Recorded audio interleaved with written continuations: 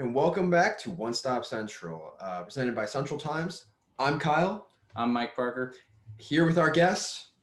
My name is Ramy Alnass, and I'm a junior currently at Naperville Central High School. So, we understand that you wanted to talk today about stuff you can do during COVID to make sure you kind of keep in shape or you make sure you don't go crazy.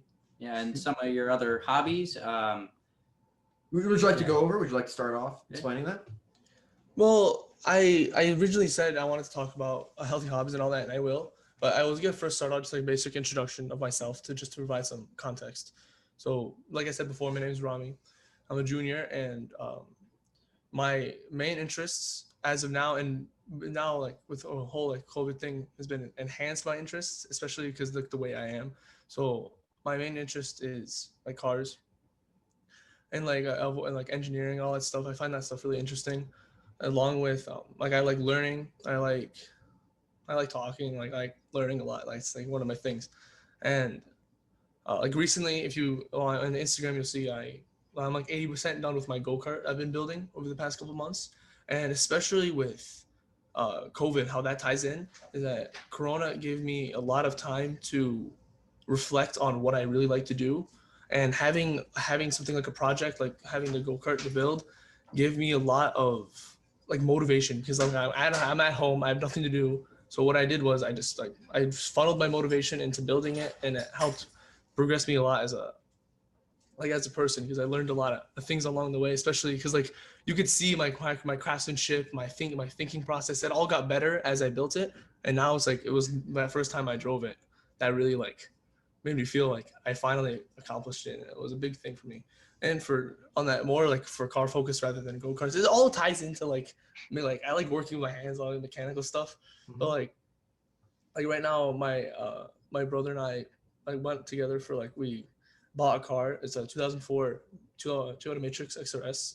It's a manual car, so I learned manual on that car, and then it's been pretty fun to drive, but we gotta sell it soon. But I was thinking to myself recently, I'm like, I'm always gonna have something to do, right?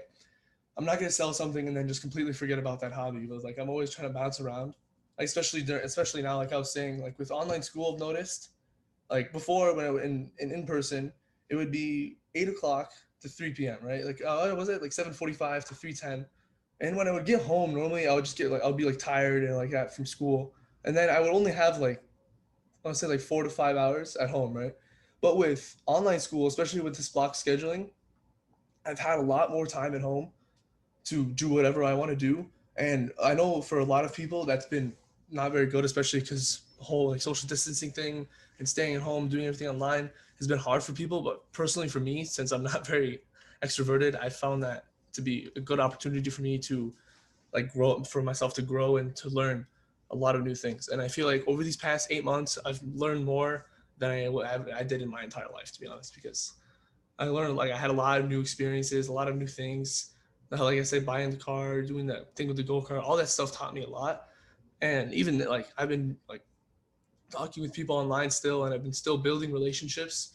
And I think overall, from these past few months, I probably would not have been able to make it if I didn't have the hobbies that I was talking about before, with like the go-kart and those things. Because no matter how I would be feeling, I know that in the end, I have those things to go back to. That's why I think hobbies, especially during this time, no matter what, as long as it's a healthy hobby, are very, very important, especially now. I know the school and everyone's been saying that, but I just wanted to reiterate that again, because especially for me, that with having the go-kart and cars and like always having that to fall back onto has really helped me keep me like mentally in check, especially with the stress of school and all these like the SAT, all these things always coming at you at once. It was always nice to have that as a thing in the back of your mind, always to think about. Now, you said something about healthy hobbies. Those are especially important during this time. What would you describe as a healthy hobby, and what would you describe as an unhealthy hobby? Well, that's actually, I like that question, because I think a healthy hobby is something that as long as you do it, you're like, you feel happy, but it's not an unhealthy happy. You know what I mean? Like when I mean by unhealthy happy, I mean like doing drugs. Obviously, you might feel happy, but you're not actually happy. You went straight for it. Yeah. I mean like that. Obviously, people always say like, oh, don't do that, don't do that. It's like people are like, oh, hanging out with your friends. Yeah, that's a good hobby. That's something you can do, but not hanging out with your friends too much to the point where it messes with other parts of your life. You know what I mean? You don't want to be hanging out with your friends every single day to the point where you're doing bad in school. Like that unhealthy. Everything's unhealthy. Everything can be unhealthy to a certain extent, right? Like if I was doing nothing but outside wrenching in my car, I would have F's in all my classes. That's not healthy anymore. You know what I mean? But like mainly what I mean by healthy, I mean something that can progress you, like further you as a person in a positive way. It can't be something that will hurt you negatively. That's what it is. I don't know about you, but there's a lot of people out that I've heard that say certain things are unhealthy hobbies that don't advance you or things that don't really progress your life. Like some might say like the go-kart, something you do in physical life, but I've had people where I know that some people believe that things like video games or just reading books and stuff isn't particularly healthy in that way because you aren't progressing yourself forward. You aren't doing things that will physically help yourself. You're just reading some sort of entertainment to pass the time. Any thoughts on that? I do because I am an avid player of video games, especially like when Cyberpunk came out. I played a lot of that. And another thing, like I said before, as long as it makes you happy, right? Because being happy is by far like one of the most important things in life. If you're not happy, you're not going to go anywhere, right? I think if you can play like 2 hours of video games, like even like you do like 2 hours of video games a day, as long as other parts of your life are not affected, then it's healthy. Like I said, everything can be unhealthy, but especially for me, video games have been a second good release for me. Like I always like to have multiple things because I don't want to be doing one hobby every single day. I have to like vary it. You know what I mean? Like especially like recently, the go-kart's starting to die down a little bit because most of the big work has been done. I've been finding myself playing Overwatch again. Like I've been playing. Like I don't mind getting back into Minecraft and everything, but it's like as long as you always have to have priorities, right? If you can have, like, let's say I have like if I can finish all my math homework, all my homework, and then I can play some games, right? If you can do that, then it's healthy. There's nothing wrong with that, and I think especially like I've noticed with like online video games, like if you're playing like team sport games, that helps a lot building relationships. Like I've built good relationships with my friend. Like pretty much all of my friends have like literally like my first friend I made, he was my friend because we played Minecraft, right? Like I think he's like, you play Minecraft too, and we were just sort of being friends to that. And I think I have to thank video games a lot for that because they helped build relationships that normally I wouldn't be able to build myself because there was just something we have in common, right? That makes sense. So personally, going on the unhealthy thing, I've noticed myself and like possibly some others during COVID, especially, you get addicted to video games very easy and kind of like it. Is there like a method or some kind of way to find like new hobbies? Or because I've noticed like getting into a new hobby is very difficult, like a healthy hobby. Especially for the money you have to put in. Oh yeah. The go-kart. Yeah. I'm assuming that wasn't. Yeah, it was Yeah. expensive. Like I'm not gonna like hide it. So far I have $700-800 into it, and that alone was a big like I don't want to do this anymore kind of thing because I'm like I don't want to finish it, but I've been like I'm so far in to the point where I have to finish it. So I think I think a big thing for having a new hobby is planning ahead. Especially I've noticed with cars. Like if you want to get into cars, you need to understand the money you have to put in. It's like some people will be like, oh, I like this. I'm gonna buy a $500 car. Like, whoopsie daisy, you got to put 2,000 more into the car to keep it on the road, kind of thing. So it's like you have to plan ahead. You can't be like, oh, I want to learn the guitar, and you're like, oh, I need to buy $200 this, $200 that, and then once you're in that, you're like, do I even want to do this anymore, right? So I think it's a mix of motivation and planning ahead. So that's why I feel like I've been seeing myself shift to more cheaper things, like the cars. That stuff is more expensive, but once the go-kart and all that stuff will be done, that's a lot cheaper. And thing about video games as well, like if you already have a console and all that, like let's say $300 for a console and all that, and then like some games, like that's it. I mean, like unless you buy more games, but like that's like later down. But like those things can occupy you for a while. But like I said before, it's just how would you really want to get into that hobby, and how much are you willing to invest into that hobby? Those are my two things for that. People saying that I want to be happy or I want to find a cool hobby or even, oh, I want to get good grades in school. They say that, but they don't put the work in to get there. Mm-hmm. And I think a lot of the time, I think people just expect things without putting any work in. What would you say to the people that don't want to put that effort in? Is what I was trying to get to. I would say I think that's a good point you brought up because that is a lot of things people do. They'll say like, oh, I want to do drawing, they'll do it once and then they won't do it for another week. And they're like, oh, I don't like drawing. I'm like, you don't have the position to say that you don't like it, right? And I think if someone is like saying I can't find a hobby, but then they don't put enough effort into it, it's like then you're not really trying to find a hobby, right?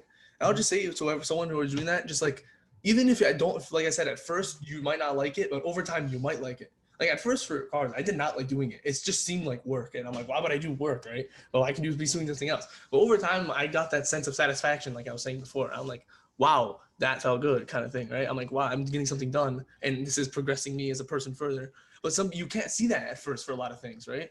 Like if you want to like play like an instrument, you're like, oh, this is like at first it's like, oh god, it's just so complicated, it's just so hard to do. But once you get it down, it might be fun, right? And I think it's just like there's that time where you're not familiar with the hobby, where that determines whether or not you'll like it or not. But I feel like sometimes you just gotta power through that. You know, like, do I really like this, yes or not? And if you don't like it, then you don't like it. Find something else. But if you do like it, then keep going with it. I think that's my thing on that. So you can't be impatient with it. You have to be patient. So like repetition's key is what you're saying pretty much in summer. Yeah. How long would you say someone should give a hobby until they realize that they're not going to enjoy it? I would say it depends on what the hobby. Like for drawing, I would say like if you do like, because drawing those things like no, if you're doing like a big one, it might take a while. But I would like say like a week maybe. Like if you're doing it for a week and you're finding it hard by the end of the week, then probably not do it. But like something like for me, like for cars, that took me like a month, more than a month. And then even like when I started going to the gym, that's another hobby of mine. I like working out, and that also took me a while. It's like it felt more pain. It felt like more of a burden than it did a hobby. But I think I would say it definitely depends. But for most things, I would say around a week, maybe 2 weeks. But for some things, like I said, it could be more than a couple months. But I would say you have to just power through it, kind of thing. You need to be patient for how long it'll take. It could be a week, it could be months, but Yeah, I would say most of the time it's on the shorter side. But yeah, that's for sure. Yeah, don't expect that instant gratification Mhm. of, okay, I picked up an instrument, tomorrow I'm going to be great, or Yeah. working out, I guess, is that I've always faced that thing of, and throughout my life until recently was, okay, I'm going to get my life in shape. I'm going to work out, and I work out for 3 days and I give up because it's too hard. Yeah. Until recently, I've started doing it every night because, like you said, repetition is key. Mhm. It's not just the fact of, okay, I want to do it to feel good in the moment. It's I want to do it so I can feel good later on. You got to think of it in the future sense. At least that's how I see it and how I get through it. Yeah. Just gotta because if you're thinking about it in the present, like, okay, this is what it's gonna do, like today or tomorrow. I'm gonna eat today. I'm not gonna eat any McDonald's, or I'm gonna do 3 sit-ups today. That's just you're gonna give up tomorrow because you can't get it through today. Mhm. You know, you gotta set a whole thing. You gotta set up a whole thing to keep doing it every day. You gotta think of how much am I gonna be doing tomorrow? How much am I building on that for tomorrow? You know, that's at least how I see it. Mike. Yeah. So one thing I noticed that I used to lift a lot. Like I'd wake up at like 4:30, like for wrestling, and the goal was always to make varsity that year. Sophomore year, I was trying to make varsity by lifting, get bigger, get stronger. So get to the school earlier, lift a ton, and then keep going, keep going. The goal didn't happen, but it still built my body up to be like a way better wrestler than I was. So yeah, I would definitely say, even though some hobbies like lifting are not like, they're enjoyable, but not like, I'd probably rather play video games than lift. Right. Yeah. But it definitely helped me out, like mentally and physically a lot. So What would you say about the hobbies that make you feel bad in the moment? Like for a long time, I was on the cross country team, and I always kind of thought that I hate it now. I hate during the season. I hate cross country, but off season, I felt really good. Like I really liked it. What do you say about those hobbies that in the moment you hate it, but afterwards it's great, I guess? Do you think that those are something you should keep doing, or you think those are just unhealthy? I would say, like, for me, for a good example is like when you're working on a car and it just things just refuse to be good. Like I've had a lot of times where I'll be doing something and then a bolt is so unbelievably stuck. It's like, why am I doing this kind of thing? Like, there's a reason people like when you do that, and in that moment you're like, there's a reason people take cars to mechanics. There's a reason that they hire people to do this stuff, because it can be annoying sometimes. And there's more of it when it doesn't feel like a hobby, and more it starts feeling like you're just trying to save money. But like, I just think like I was saying before, you have to be persistent. But on the other hand, if it's stuff like that keeps on happening where you cannot like not ever find yourself enjoying it, that's what I was saying before, then it's probably not a good hobby for you. Like if you're finding like mental and physical pain from doing that, you probably shouldn't be doing it.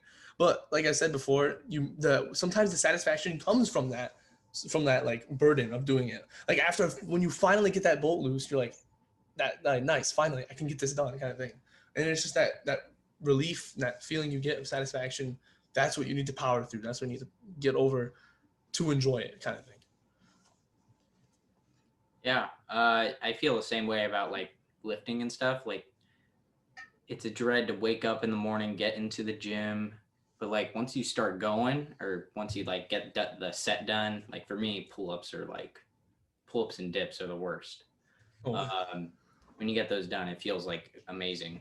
So I definitely have that same connection. I have that, especially for pull-ups recently. I've been going back to the gym. They're very, very hard because my body's lost a little strength over the time. But yeah, I would say same thing for lifting and all that. I think my hardest one is push-ups. Pull-ups, it's whatever. But push-ups are the hardest thing, to get on the ground and just get to it. Like, just, man. It doesn't click. Yeah. Yeah. It's really both say pull-ups. That's interesting.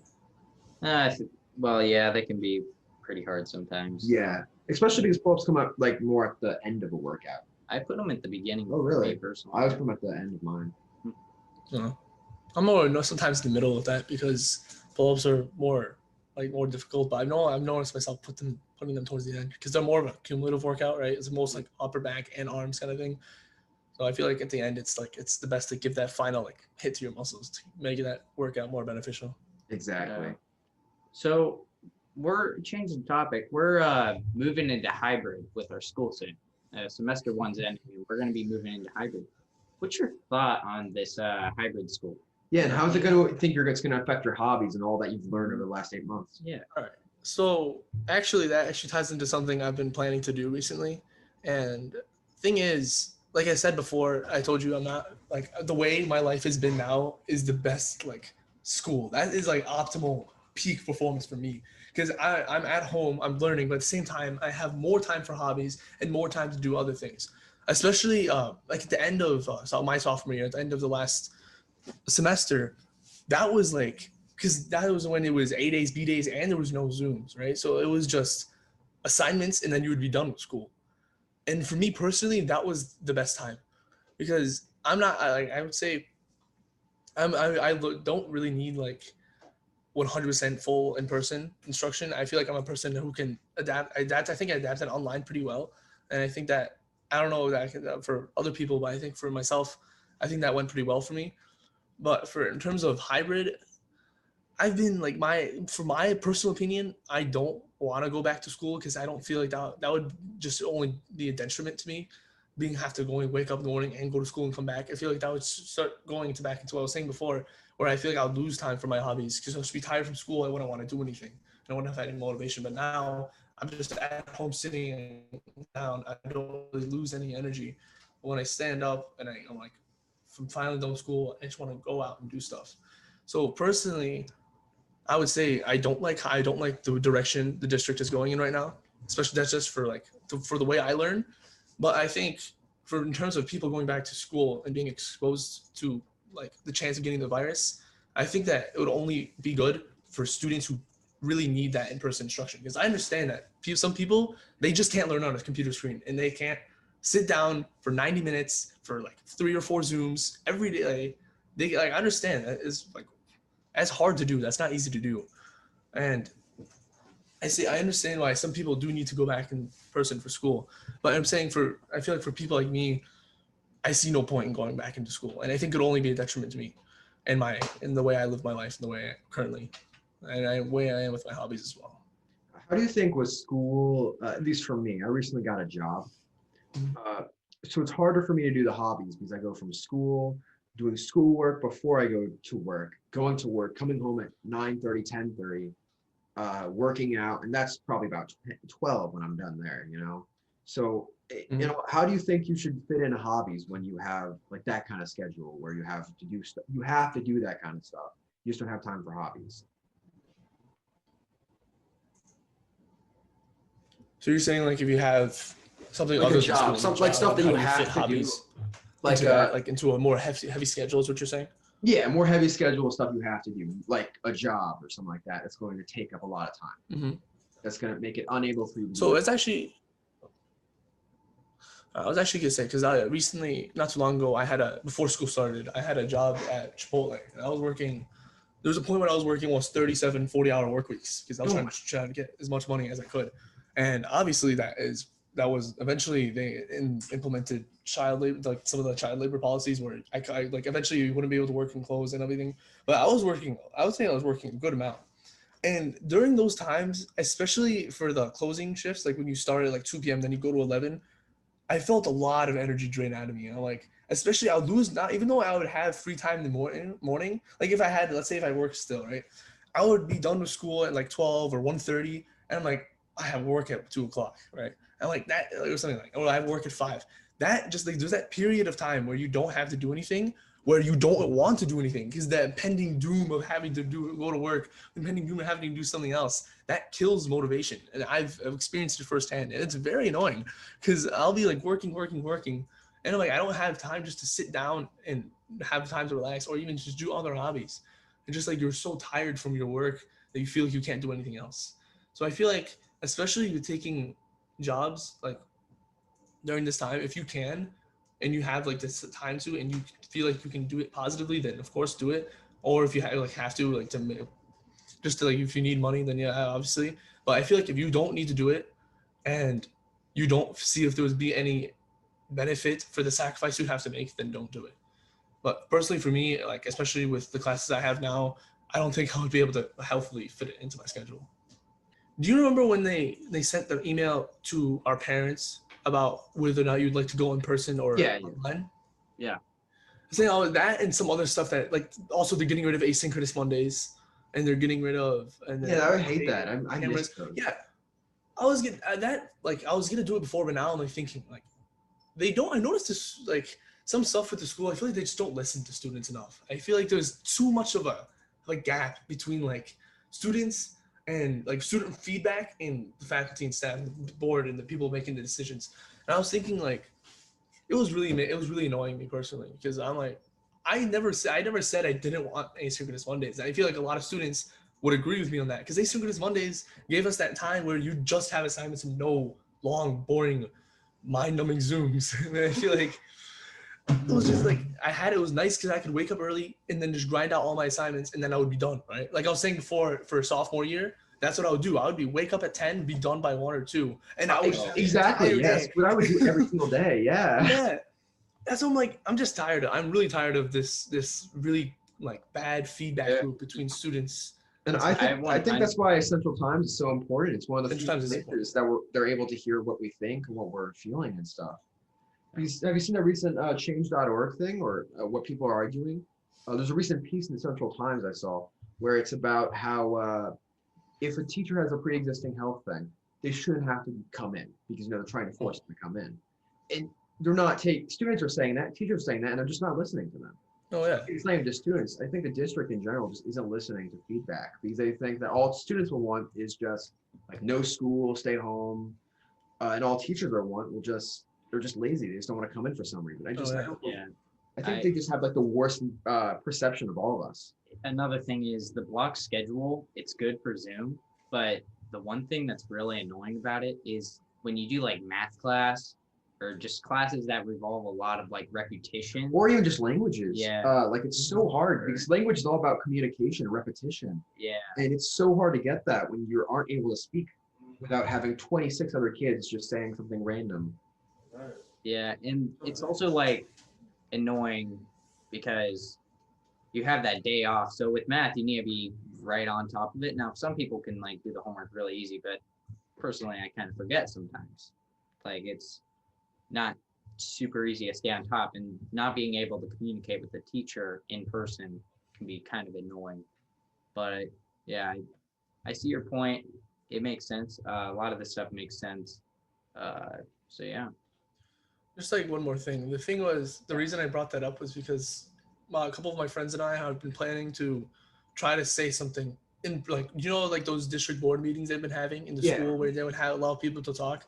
I was just gonna try to see if maybe I can get myself on that podium and I can finally say things that need to be said, because a lot of the things like with the asynchronous Mondays and the mandatory Zooms, there are a lot of complaints and a lot of, obviously, I think a deep like hatred for a lot of the things, the way things are happening with online school right now. And I feel like these things can be fixed and they're not too hard to fix, but they just don't, the district doesn't listen. And I feel like there's an underlying reason why they're not listening, because from a pure common sense standpoint, obviously they should listen, right? And these surveys they give out, like that one with, they said like, what's your opinion on block scheduling? That didn't seem fair, like like at all, because they're like oh yeah, I was saying, like, I read looked at the results, like overwhelmingly positive, but like you seem to ignore all of the negative stuff, like the super long Zooms and like these really long periods where most teachers were just like, even though there's not technically only supposed to do like 20-30 minutes, they go all 90 minutes. And I'm like, that ruins the point of online school, because I think at the base level, I feel like the benefit of online school is that you don't need to have long monotonous periods where you just don't do anything. Because I feel like I remember when they started doing blended classes, that was the point of blended classes, right? Because you wouldn't need that much in-person instruction, where you could do just some in-person instruction and then some you do it on your own. And I feel like the benefits of online school is rooted in that concept, rooted in that idea that some students had the option to not always do everything in person. And I feel like the way they're running online school right now completely defeats that purpose. It's like they're trying to make online school something that it isn't. You cannot replicate a classroom environment online. I think that's something I 100% agree with, because even especially for like language and like especially those classes when you have to spend time talking to people, it's like you can't have that connection, right? And I think that's why it's been hard for a lot of people, because you can't form the same connection you could form before. You can't see people face to face. And I think these people are trying to replicate that, but they just need to embrace the way it is now, and they should stop trying to waste time trying to make it something that it isn't. And that's why I want to try to talk to the district and fix it, especially this feedback problem, and not only now, but I think it's just been, and all the problems with the district and school are being like what's it called? Like exposed, like emphasized now with the way school is. And I think it's just something that before I leave Central, I just want to see it gone, because it really bothers me. And it's not fair for students, especially for students that don't want to speak up, because that's a lot of kids are like that. And I want to change that. I agree, getting on the podium, that's definitely going to affect it. Have you ever thought of writing an opinion piece for Central Times? Yeah, possibly I could do that. Yeah, of course. With this, we can definitely ask Mr. Carlson, see if you'd like to write an opinion piece, and we can get that out there. I'm sure you can also give it information on how to get in contact with the school board. Yeah, that's gonna be the hard one, because I've dealt with my friend Uju Kim. He was trying to get some stuff implemented to help fix some of the issues with how the school deals with kids with mental issues. And I think that is a very good point to talk about, because there are a lot of flaws with that system. And Uju, he was getting stuck in this loop of emails where nothing would actually get done, and the people talking to him wouldn't bother to respond within not even like a 1 day or 2 day. They would make him wait weeks and weeks and weeks. For one time, he had to wait almost 2 months to get a response. And that kind of stuff really bothers me. And I'm hoping that once I go down this path and trying to get onto that podium in the district, in the Board of Education meetings, I want to hope that I don't want to try to minimize those struggles. I just want to get on that podium, say what I want to say, and then that's that. I don't want to have to deal with that bureaucratic style. You have to go through this person. I don't want to do that. I just want to see if I can avoid that as much as possible. I just want to voice my opinion. That's that. I think we definitely got more. Yeah, I 100% agree with that. I support you 100% with this decision to actually get out there and try to talk to the board. Hopefully this podcast helps people to realize like what's going on. So yeah. If you need any help, reach out to either of us. I think we're both 100% behind you. Yeah. The thing is, like I was talking, is when I'm always talking, like I said with Uju, we always bounce ideas. He always plays devil advocate in these situations, and that helps. He helps try to expose the holes in my arguments. And the one thing he's saying is, I can't assume that everyone would be on board with my idea that no one listens. This district doesn't listen, and I think that maybe if I can find some way to gather, like maybe at least like 10% or 15% of the school, of the student body, if you guys have any way I can somehow gather like real solid information that people could be behind, of like students could be behind what I'm saying, of all any kind of student, like honors, no honors, all grades. Like a petition, Like a yeah, a survey or something. why don't you start I know change.org doesn't really do much, but getting a petition of that many students will definitely, using their email accounts from school will definitely show that there are a significant amount of students that are interested. Yeah, because I feel like, because Uju does have a point when he's saying that, because if I go on that podium and I say I have these opinions, and then like you got to have some evidence that this isn't just your thoughts, because I can go, like, oh yeah, like I'm saying, I can go to Congress. Yeah, I can just go to Congress and say I think we should get more money, just print more. Just come on, guys. Like, you know, it's not going to have much evidence behind it. They have no reason to listen to me. Mm-hmm. So I think if you go, I definitely agree. And I think, again, we're definitely behind you. We're going to help in any way we can to get this evidence that we can show to the school board. Yeah. Because I feel like this whole issue, it doesn't just affect, like, to be honest, like, it doesn't really affect me that much, because I'm the kind of person where I can adapt to these situations, but a lot of people can't. And especially with no interviews Mondays and not being able to speak, some people just, they can't just speak for themselves because they don't have the experience. But I feel like, especially I feel like I'm the kind of person where I can throw myself out there and I won't be scared, kind of thing. Because I don't have that. I feel like I don't have that thing where I'm scared of people above me, of older people. Because the one thing that bothers me about these situations is they always say, like, oh, you're just a kid. Oh, you just don't know. But I feel like there are a lot of kids, people my age, who are just as knowledgeable and just as mature as people who are older. And I think that breaking that barrier would be a big jump for trying to make school in general a more fun, more like just a better experience for everyone. I think no matter what, even if we find that your thoughts on this are unpopular among students, I think it's still important to get out there and make sure we have an open student board that we can, so an open conversation with the teachers and the district in general. Because if we're unable to pitch ideas or talk to them, or like you said with Uju, getting that 2-month plan and what he thinks, an idea and how to fix something. If no one even has the time to check that out, or even has the respect to really look at one student's thoughts and just say, this will go here, just even some response at all, I think that's a big problem. We need a much more open district. And even if we find that this is, you find that your thoughts on this, or all our thoughts on this, are unpopular, I think you should still push to get in more open dialogue with them. I just feel that, especially with like the way my hobbies have been, like I said, these fit with me, right? Mm-hmm. And I've been pretty good I've been doing okay at minimizing homework versus hobbies. But like I said, not everyone can do that. And what makes me the most mad about it is that, like, with things with Uju, they just decided they can listen. I know they have time to, but they just don't do it. And that's what drives me nuts, because it's like there is so much potential to make not just Central, but like all schools, especially high schools, a place where not only are you prepared, you learn more about the future. I mean, it's not just like prepping for college. You learn about certain aspects of life so you don't have to experience it later on, right? Because that's what people say high school is for. They're like, oh, you want to learn more about yourself, right? But I feel like, especially with hobbies are a big part of that, because learning hobbies and getting into hobbies is what shows you the kind of person you are. And high school is a good time for that, because you don't have any big responsibilities.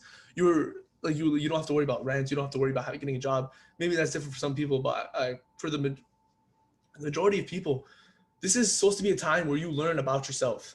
And if the school is going to make an environment where you can't do that, that is unacceptable. That is my opinion about that. I just think that's why I want to get feedback, because if students can tell right to the people at the district that things need to change and we don't like the way it is, and if those things could change, that would just be brilliant, much better for the future.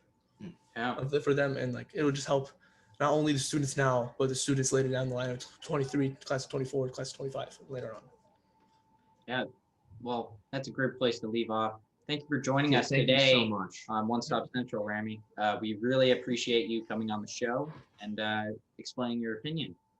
And for those watching, we'll see you next time on One Stop Central. Peace.